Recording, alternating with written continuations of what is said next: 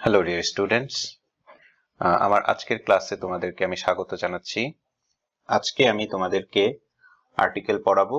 তোমরা জানো খুব শীঘ্রই তোমাদের অর্ধবার্ষিক পরীক্ষা অনুষ্ঠিত হতে যাচ্ছে এবং সেই পরীক্ষায় ইংলিশের প্রশ্ন হবে বেসিক্যালি গ্রামার থেকে, এবং গ্রামারের একটা ইম্পর্টেন্ট পার্ট হচ্ছে তোমাদের আর্টিকেল।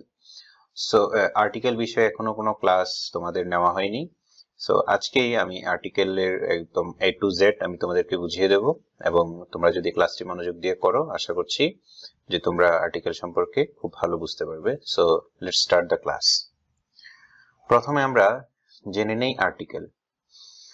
হ্যাঁ, আর্টিকেল তোমাদের কাছে অবশ্যই নতুন জিনিস নয়। একেবারে যখন থেকে তোমরা ইংলিশ গ্রামার পড়ছো ঠিক তখন থেকেই তোমরা আর্টিকেল সম্পর্কেও পড়ে আসছো। সো আমরা আর্টিকেল সম্পর্কে কি জানি? আমরা আর্টিকেল সম্পর্কে জানি হচ্ছে যে এ, এন এবং দা এই তিনটি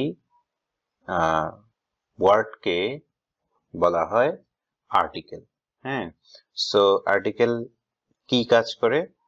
আর্টিকেল হচ্ছে সেন্টেন্সের মধ্যে বসে নাউনকে মডিফাই করে।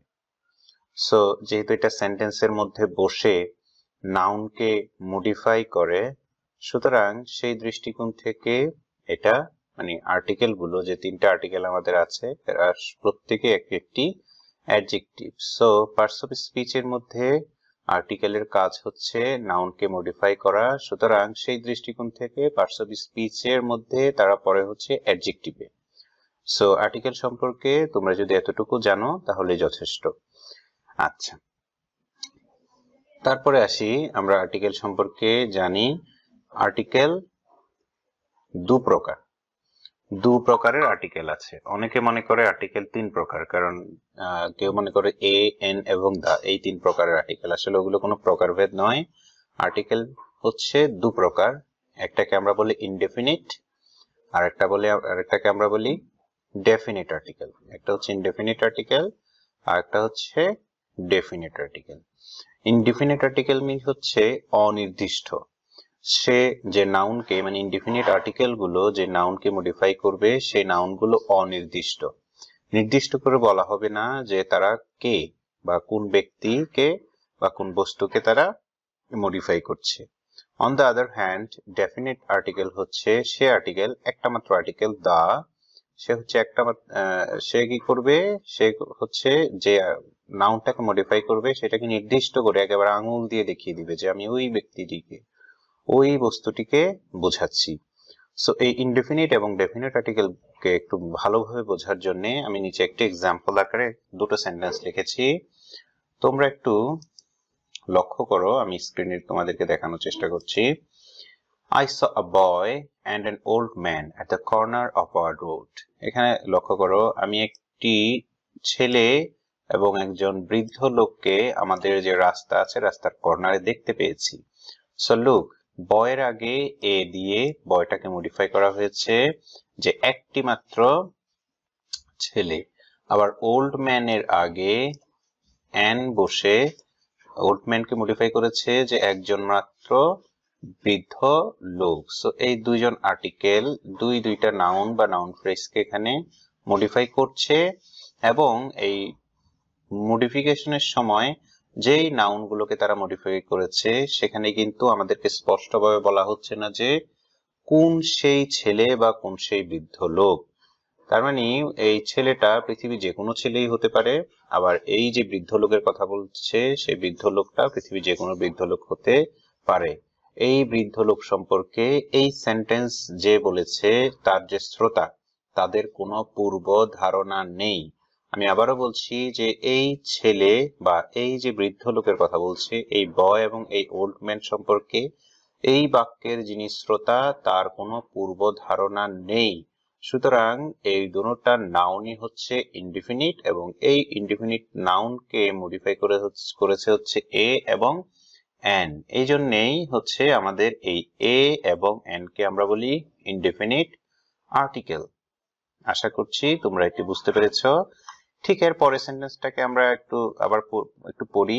The boy was carrying a bag and the old man was carrying an umbrella. এখানে লক্ষ্য করো, এবার বয়ের আগে কিন্তু আর এ লেখেনি, লিখেছে the boy was carrying a bag and old man এর আগে কিন্তু আবার and লেখেনি, লিখেছে the old man।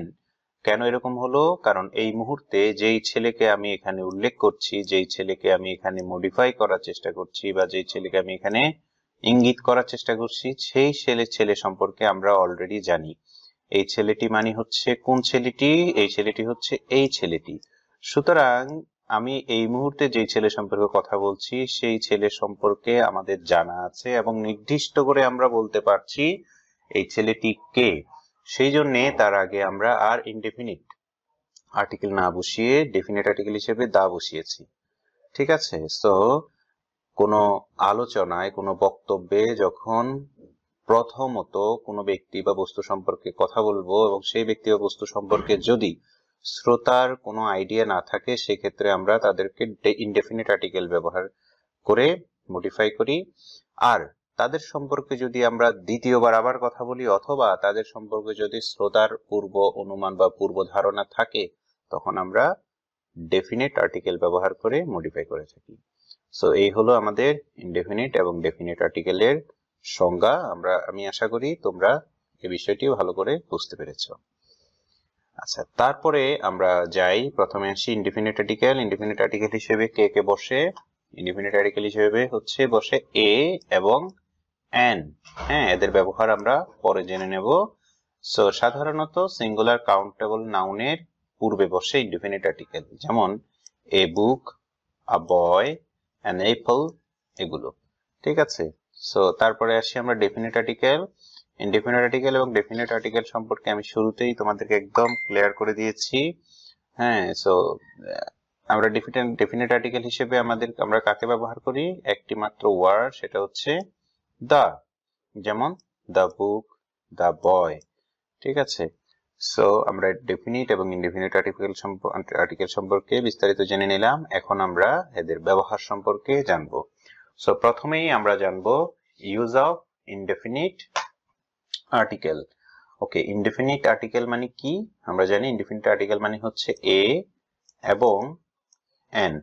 সো এদের ব্যবহারের কিছু নির্দিষ্ট নিয়ম কানুন রয়েছে, সেগুলো আমরা একটু জেনে নেই।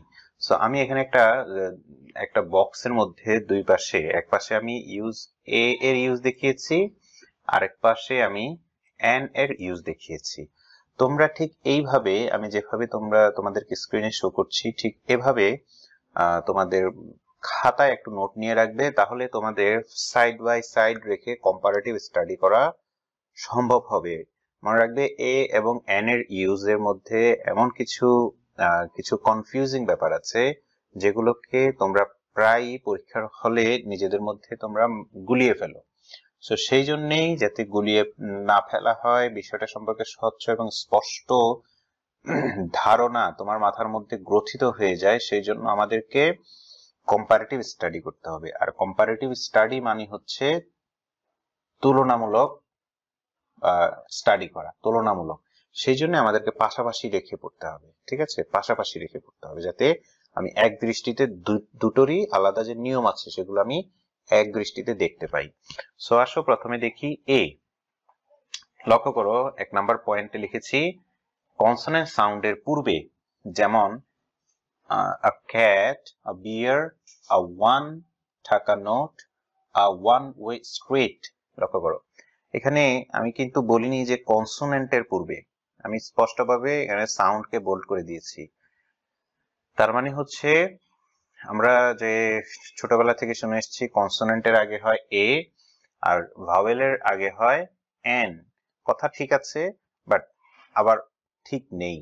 কারণ হচ্ছে অনেক সময় কনসোনেন্টের আগে এন হতে পারে, আবার ভাওয়েলের আগে এও হতে পারে। যেমন এখানে ও ছিল ভাওয়েল, কিন্তু তার আগে কি হয়েছে? এ হয়েছে। আবার এখানে আমরা দেখব এইচ ছিল হচ্ছে কনসোনেন্ট, কিন্তু তাদের আগে কি হয়েছে?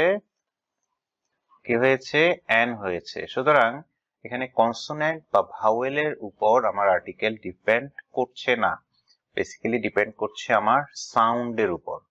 সাউন্ড, হ্যাঁ, সাউন্ডটা কি আসছে। সো সেই ক্ষেত্রে লক্ষ্য রাখতে হবে আমার শব্দের, যে শব্দের আগে বা যে নাউনের আগে আমরা আর্টিকেল এ বা এন বসাবো বলে সিদ্ধান্ত নিয়েছি, তার সাউন্ড কি, তার স্টার্টিং সাউন্ডটা কি। যদি সাউন্ডটা কনসোনেন্ট লাইক হয়, কনসোনেন্টের মতো হয়, আমরা জানি ভাওয়েল হচ্ছে এ, ই, আই ও ইউ, ভাওয়েল ব্যতীত অন্য সবগুলোই হচ্ছে কনসোনেন্ট। সো সাউন্ডটা যদি কনসোনেন্ট সাউন্ড হয়, যেমন সি, যেমন ওয়া, ডব্লিউ, সাউন্ডটা কিন্তু ও আসতেছে না, ডব্লিউ আসছে, কনসোনেন্ট সাউন্ড আসতেছে।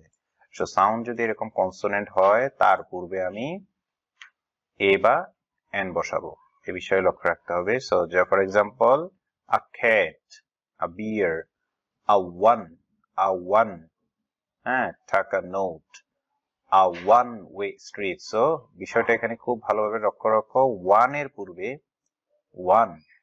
এর পূর্বে যদি ভাওয়েল হিসেবে এ বা এন, আর্টিকেল হিসেবে যদি এ বা এন বসে, তাহলে অবশ্যই সেক্ষেত্রে এ বসাতে হবে, এন বসবে না, সেটা লক্ষণীয়। তাহলে আমরা প্রথম 1 নম্বর রুলস থেকে কি শিখলাম? কনসোনেন্ট সাউন্ডের পূর্বে, আবারও বলছি, কনসোনেন্ট সাউন্ডের পূর্বে বসবে এ, আর ভাওয়েল সাউন্ডের পূর্বে বসবে এন। যেমন an orange, an umbrella, an hour। এখানে দেখো হাওয়ার না, এটা হচ্ছে আওয়ার, ও আসছে সাউন্ড হিসেবে। ও তো আমরা জানি ভাওয়েল, হ্যাঁ, সেই জন্য এখানে এইচ দিয়ে সেন্টেন্স শব্দ শুরু হলেও কিন্তু সাউন্ডটা ভাওয়েল আসার কারণে আমাদেরকে এন ব্যবহার করতে হচ্ছে। আবার একইভাবে an honest man, হ্যাঁ, হনেস্ট না, অনেস্ট। সো ভাওয়েল সাউন্ড দিয়ে শব্দ শুরু হওয়ার কারণে আমাদেরকে এখানে এন ব্যবহার করতে হয়েছে। সো আশা করছি যে আমরা এ এবং এন ব্যবহারের যে প্রথম মূল নিয়ম, সেটা আমরা খুব ভালোভাবে বুঝতে পেরেছি। এবার আসি নাম্বার 2, ই অর ইউ। লক্ষণীয়, ই এবং ইউ, ই এবং ইউ হচ্ছে বেসিক্যালি ভাওয়েল, তাই না? ভাওয়েল 5টি, এ, ই, আই ও ইউ। সো ই এবং ইউ হচ্ছে ভাওয়েল। সো ভাওয়েল সাউন্ডের পূর্বে আমরা জানি এন হয়, কিন্তু যদি তারা কখনো ওয়াই ও ইউ এই টাইপের উচ্চারণ হয়, মানে ইউটা তুমি এর মতো উচ্চারণ হয়, ইউ তুমি এর মতো উচ্চারণ হয়, হ্যাঁ, তখন সে সকল ক্ষেত্রে দেখো, তুমি, ইউ এর বানান কিন্তু ওয়াই একটা কনসোনেন্ট, সেক্ষেত্রে আমরা আর তাদের পূর্বে এন বসাতে পারবো না। সে সকল ক্ষেত্রে আমাদেরকে কনসোনেন্ট সাউন্ড ধরে এ বসাতে হবে। যেমন আ ইউনিয়ন, হ্যাঁ, এটা যদি আনিয়ন হতো তাহলে এন বসাতে হতো, কিন্তু উচ্চারণটা তো আনিয়ন না, উচ্চারণটা হচ্ছে ইউ, মানে তুমি, সেজন্য এটার আগে এন না বসে এ বসেছে। আবার ইউনিভার্সিটি, লুক, ইউনিভার্সিটি, কিন্তু আনইভার্সিটি না। সো উচ্চারণের ক্ষেত্রে ইউ মানে ওয়াই আসছে, সেই জন্য হচ্ছে এ। আবার এ, ইউরোপিয়ান, লুক, ইউরোপিয়ান মানে হচ্ছে ইউ, সেটাও তুমি, হ্যাঁ। সো সেই ক্ষেত্রেও এটা কি হবে? এ হবে, কারণ উচ্চারণ, যদিও আমার শব্দ শুরু হয়েছে ই দিয়ে, কিন্তু আমার উচ্চারণ হচ্ছে তুমি, ইউ এর মতো, ঠিক আছে, ইউ এর ওয়াই এর মতো। সেই ক্ষেত্রে আমাকে, ওয়াইটা তো কনসোনেন্ট ধরে আমাকে এ বসাতে হবে, এন বসানো যাবে না। আচ্ছা, তারপরে আমরা দেখি এইদিকে 2 নাম্বার রুলসে কি বলছে, যে অ্যাব্রিভিয়েশনস, আমরা সংক্ষেপে কিছু যেগুলো লিখি, যেমন বিএ, এমএ, এই টাইপে, যদি এই অ্যাব্রিভিয়েশন গুলো নিয়ে অনেকেরই কনফিউশন হয় যে তাদের পূর্বে কি এ বসাবো না এন বসাবো, সেটাও ডিপেন্ড করবে হচ্ছে তোমাদের সাউন্ডের উপর। সাউন্ডটা যদি কনসোনেন্ট হয় তাহলে এ, সাউন্ডটা যদি ভাওয়েল হয় তাহলে হচ্ছে এন। যেমন এম এ, এমটা হচ্ছে একটা কনসোনেন্ট, কিন্তু আমরা যখন এটা উচ্চারণ করি এ এ আসে, সুতরাং যেহেতু ভাওয়েল সাউন্ড আসছে, সেহেতু আমাদেরকে অবশ্যই এন বসাতে হবে। আবার এফ সিপিএস, এফ সিপিএস, হ্যাঁ, PS, F CPS. So look, F, এ উচ্চারণ আসতেছে, যে ভাওয়েল সাউন্ড আসছে, যেহেতু ভাওয়েল সাউন্ড আসছে সেক্ষেত্রে আমাদেরকে কনসোনেন্ট বসালে চলবে না, আমাদেরকে এন বসাতে হবে। সো এদিকে দুটো এবং এদিকে দুটো, এই দুটো রুলসই দুই চারটা রুলসই হচ্ছে একেবারে বেসিক রুলস, মনে রাখতে হবে তোমাদেরকে খুব মনোযোগ দিয়ে। এখানে আমি যে এক্সাম্পল গুলো দিয়েছি প্রত্যেকটা এক্সাম্পলই কিন্তু ইম্পর্টেন্ট। হুবহু এক্সাম্পল থেকেই তোমাদের পরীক্ষায় তোমরা অনেক পাবা, যে বিশেষ করে ওয়ান প্রায় পরীক্ষায় আসে এবং স্টুডেন্টরা প্রায় ভুল করে ও দেখে তার আগে এন বসিয়ে দেয়। মনে রাখবা কোথাও ওয়ানের আগে এন বসবে না, অলওয়েজ এ বসবে। হ্যাঁ, আবার এই এম এ এফ সিপিএস তো প্রায়ই আসে, সবাই এম এবং এফ দেখে কনসোনেন্ট দেখে এ বসিয়ে দেয়। মনে রাখতে হবে সাউন্ড হচ্ছে ভাওয়েল, তাদের পূর্বে এন বসাতে হবে। এবং ইউনিয়ন, ইউনিভার্সিটি এবং ইউরোপিয়ান এগুলো প্রায় আসে, হ্যাঁ, ভাওয়েল দেখে এন বসিয়ে দেয়, ভুল হয়ে যায়। ভাওয়েল দেখে বসালে হবে না, সাউন্ড দেখতে হবে। হ্যাঁ, আচ্ছা, এরপর আসো নিচের শব্দগুলোর পূর্বে সবসময় এ বসে। এখানে কিছু ইম্পর্টেন্ট শব্দ আমি দিয়েছি, এই শব্দগুলো প্রায় বিভিন্ন পরীক্ষায় কম্পিটিটিভ এক্সাম থেকে শুরু করে একাডেমিক এক্সামে আসে। হ্যাঁ, এগুলো একটু মুখস্থের মতো করে রাখতে হবে এবং অবশ্যই সাউন্ডের দিকে খেয়াল রাখতে হবে। যেমন ইউরোপিয়ান, ইওলজি, ইউফেমিজম, ইউক্যালিপটাস, সবগুলোর উচ্চারণে হচ্ছে ইউ। হ্যাঁ, সবগুলো উচ্চারণে হচ্ছে ইউ। সুতরাং এদের আগে কি বসবে? এ বসবে। আবার হাউস, অনেকে অনেস্টের আগে বসাতে বসাতে অভ্যাস করে ফেলার পরে এই ধরনের হাউস, হোম মনে করে এইচ ও মানেই হচ্ছে vowel. No, sound, pronounce it. First of all you have to pronounce it. Pronounce করে দেখবা কি আসে। হাফ, এখানে হ আসতেছে, এখানে হ মানে এইচ এর উচ্চারণ হচ্ছে, এখানে ও এর উচ্চারণ হচ্ছে না। তো সুতরাং এর আগে আমি কেন এন দেব? আমার যেখানে আওয়ার ছিল, অনেস্ট ছিল, এখানে এইচ ও থাকলে উচ্চারণ হচ্ছিল আ, আ, অ। হ্যাঁ, ভাওয়েল সাউন্ড হচ্ছিল, কিন্তু এখানে তো হচ্ছে না, এখানে তো কনসোনেন্ট সাউন্ড হচ্ছে। সো এটা ভুল করা যাবে না। তো হ্যাঁ, সো আবার একইভাবে ইউনিফর্ম, ইউ, ইউনিভার্সাল, ঠিক একইভাবে ইউনিয়ন, ইউনিভার্সিটি, এগুলো যদিও ভাওয়েল। হ্যাঁ, লক্ষ্য রাখতে হবে ভাওয়েল দিয়ে শুরু হলেও সাউন্ডটা কিন্তু আমার, হ্যাঁ, ইউ, সাউন্ডটা হচ্ছে ওয়াই এর, সুতরাং এটা কনসোনেন্ট সাউন্ড, সুতরাং তাদের পূর্বে আমাকে অবশ্যই এ বসাতে হবে। আচ্ছা, যারা আমার ক্লাসটি আজকে খুব মনোযোগ দিয়ে দেখবে এবং একটু নোট নেবে, আমি মনে করি যে তাদের আর্টিকেল সম্পর্কে সমস্ত সমস্যার সমাধান হতে বাধ্য। এর চেয়ে বেশি কিছু শেখার দরকার নেই। হাজার হাজার ক্লাস আছে মার্কেটে, আমি দেখেছি হাজার হাজার ক্লাস আছে। তবে আমার এই ক্লাসটি একটু মনোযোগ দিয়ে দেখো, এত বেশি ভেরিয়েশন আর কোথাও তোমরা পাবা না ইনশাল্লাহ। তো তারপরে দেখি নিচে শব্দগুলোর পূর্বে সবসময় এন বসবে। যেমন এই যে hour, hair, harval, honor, uncle, umbrella, unnatural, understanding। অনেকে ওই যে ইউনিভার্সিটির ইউ এর মতো ইউ দেখেই কি করে এ বসিয়ে দেয়। নো, এটার উচ্চারণ দেখতে হবে তো। আঙ্কেল, হ্যাঁ, আ, আমব্রেলা, আ, আনন্যাচারাল, আ। হ্যাঁ, যদি এরকম একটা ইউনি ন্যাচারাল তাহলে আলাদা বিষয় ছিল, ইউ তো আসতেছে না, আ আসতেছে। আন্ডারস্ট্যান্ডিং, হ্যাঁ, যদি আসতেছে ইউন্ডারস্ট্যান্ডিং তাহলে একটা ভিন্ন বিষয় ছিল। সুতরাং যেহেতু উচ্চারণে ভাওয়েল সাউন্ড আসছে সেক্ষেত্রেও আমাদেরকে অবশ্যই এন বসাতে হবে। সো এইগুলো আমাদের এ এবং এন এর ব্যবহার। তারপরে আমরা পরের স্লাইডে দেখি কি আছে। আচ্ছা, সো বেসিক্যালি এইগুলো হচ্ছে বেসিক রুলস। এর বাইরে এখানে আরো কিছু সহায়ক রুলস বা কথাবার্তা আছে, এগুলো একটু মনোযোগ দিয়ে একটু দেখো।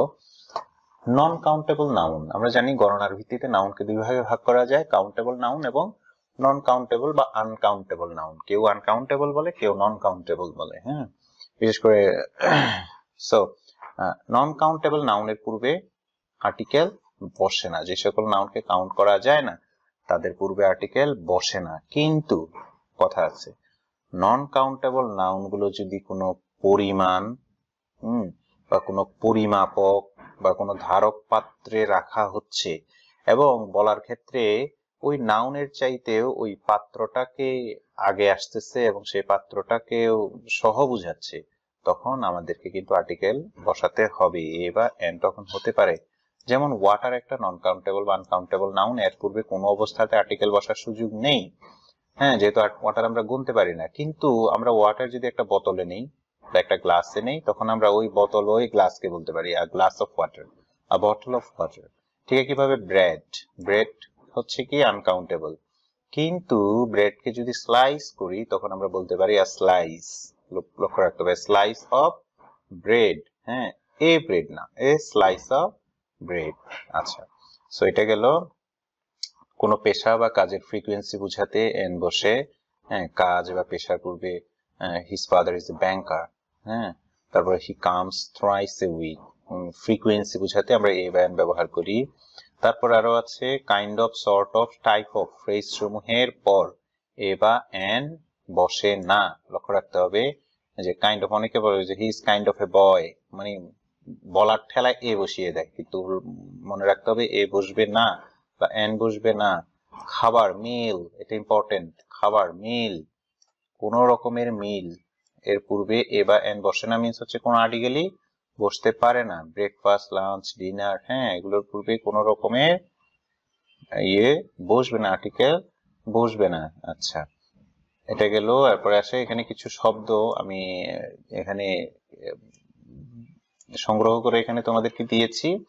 এই শব্দগুলো একটু মুখস্থ করে রাখবে যে এই শব্দগুলো যখন বসবে এদের সাথে সব সময়ই সর্বদাই কি বসবে, এ বা এন বসবে। এখানে ছিল বসবে না, আর এখানে হচ্ছে বসবে। যেমন কাপলের আগে অলওয়েজ আ কাপল, হ্যাঁ। অল অফ এ সাডেন এর ক্ষেত্রে অলওয়েজ এ বসবে। কাম টু অ্যান এন্ড, হ্যাঁ, কাম টু এন্ড হবে না, এন্ড বসবে। আ লং টাইম, হ্যাঁ, লং টাইম না, a long time. A good time, in a hurry. A shame, in a rush. A great many, a great deal of, a great deal of, in a good mood, a good number of, as a matter of fact, many a, এই সকল ক্ষেত্রে এগুলো এদের সাথে integrated অবস্থায় থাকে, এদেরকে সরিয়ে দিলে আমার মিনিং চেঞ্জ হয়ে যাবে বা ভুল হয়ে যাবে। সো এগুলো তোমরা নোট করে মুখস্থ রাখবে। সো এটা গেল আমাদের ইনডিফিনিট আর্টিকেলের পার্ট। এখন আমরা ডেফিনিট আর্টিকেল সম্পর্কে বলবো। আজকের ক্লাসটা একটু লম্বা হবে, কারণ আজকের এক ক্লাসে আমি আর্টিকেল পুরোটাই কমপ্লিট করতে চাচ্ছি। আচ্ছা, সো আমরা ডেফিনিট আর্টিকেল মানে কি আমরা জানি। ডেফিনিট আর্টিকেল মানে হচ্ছে দা, হ্যাঁ। সো দার সাথে তো আর অন্য কেউ নেই যাকে আমরা কম্পেয়ার করে পড়বো, হ্যাঁ। যেমন এর সাথে এন ছিল, তাদেরকে আমরা কম্পেয়ার করে পড়েছি, কখন এ বসবে কখন এন বসবে। কিন্তু যখন আমরা বুঝবো যে না, এখানে এ বা এন হবে না, উল্টো দা হবে অথবা কিছু হবে না, আমাদের কিন্তু চারটা অপশন, একটা হচ্ছে এ, একটা এন, অথবা দা, অথবা কিছুই না, নো আর্টিকেল, মানে ক্রস, ঠিক আছে।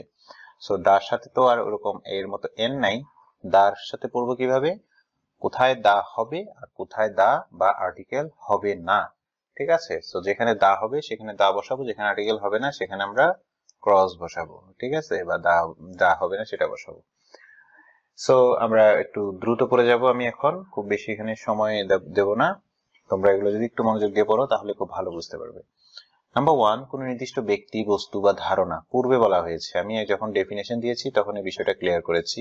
পূর্ব থেকে বলা হয়েছে এমন কোনো কিছুর পূর্বে দা বসে, ঠিক আছে। এটা আমি এখানে এক্সাম্পল গুলো পড়বো না।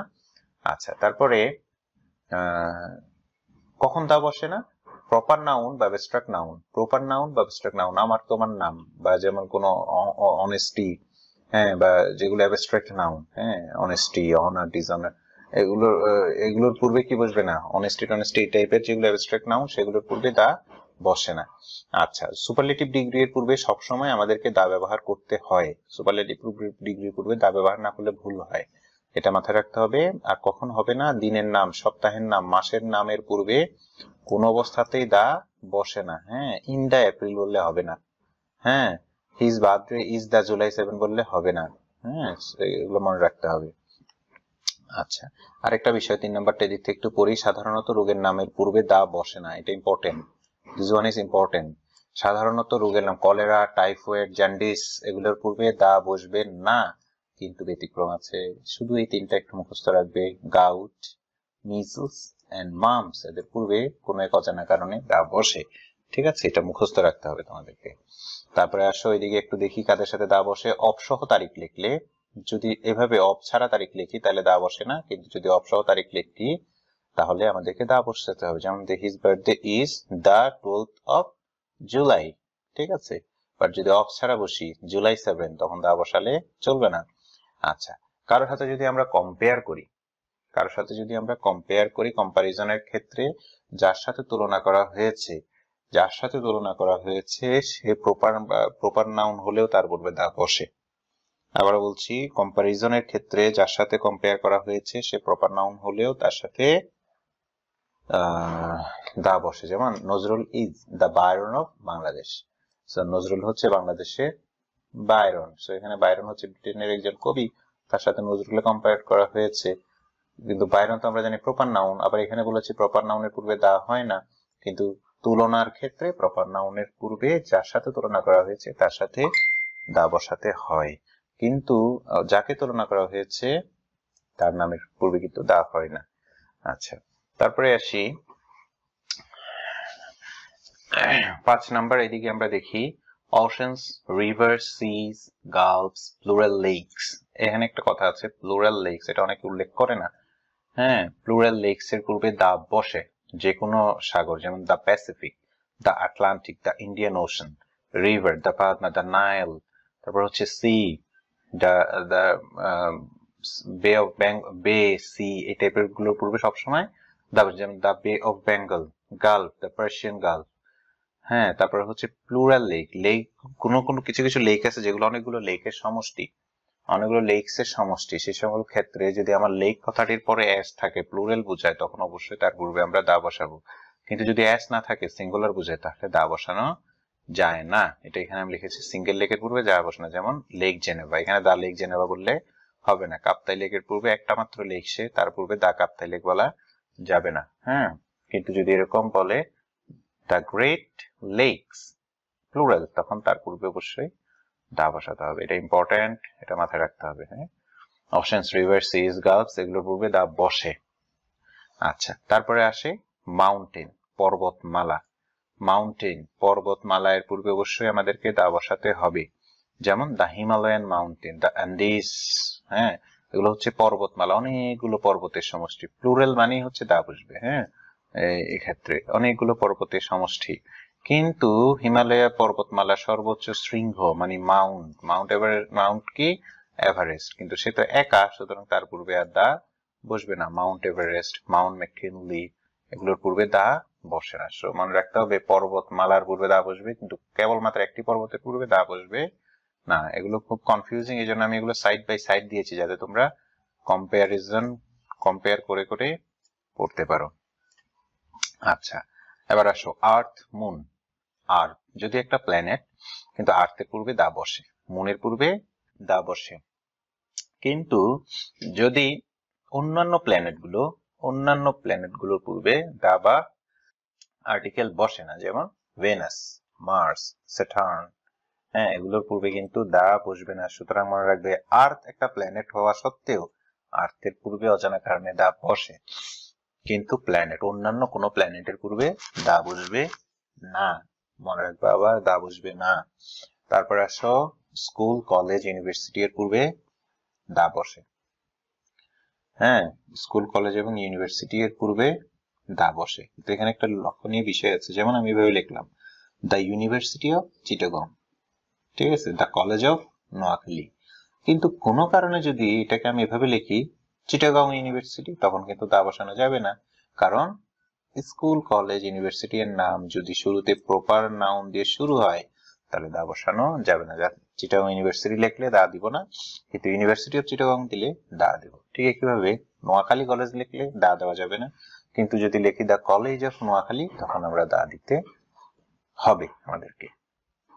আচ্ছা, তারপরে আমরা দেখি ordinal number, order, first, second, third, এগুলোর পূর্বে অবশ্যই দা দিতে হবে। যেমন the first world war, the second boy of the class.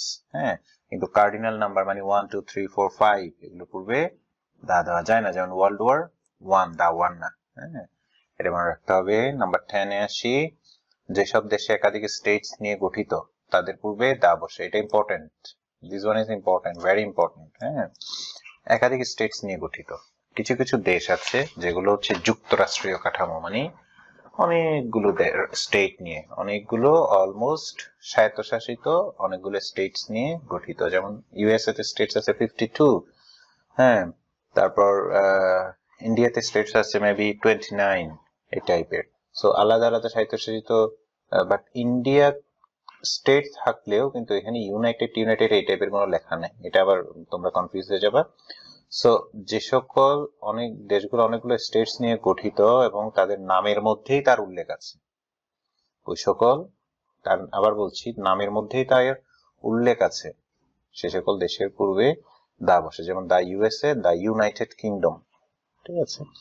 তারপরে হচ্ছে KSA লিখলে kingdom of Saudi Arabia, kingdom of Saudi Arabia, so the KSA লিখতে পারবো। কিন্তু কোনো কারণে যদি আমরা কিংডম অফ সৌদি আরবিয়া না লিখে ইউনাইটেড না লিখে শুধু সৌদি আরবে লিখি, তখন কিন্তু আমরা দা দিতে পারবো না। হ্যাঁ, সো যে সকল নামের যে সকল দেশে এরকম একাধিক স্টেটস থাকে না, তার মানে হচ্ছে একাধিক স্টেট ওয়ালা দেশগুলোর বাইরে অন্য সকল দেশের পূর্বে দা বসানো যায় না, যেমন বাংলাদেশ, ইন্ডিয়া, অস্ট্রেলিয়া।